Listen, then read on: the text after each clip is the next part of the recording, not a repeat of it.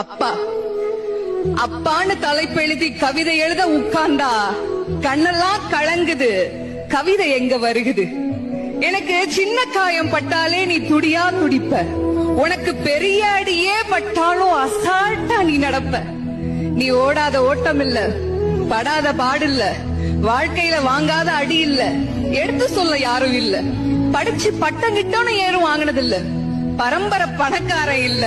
வெட்டி பந்தா உனக்கு இல்ல. வெட்டித்தனமா ஒரு நாளும் உன்னை நான் பார்த்ததில்ல. ஆன நல்ல துணி நீ போட்டதில்ல. நீ ஆனா பிறந்துட்டனாலேயே உன்னால அழுக கூட முடிஞ்சதில்ல.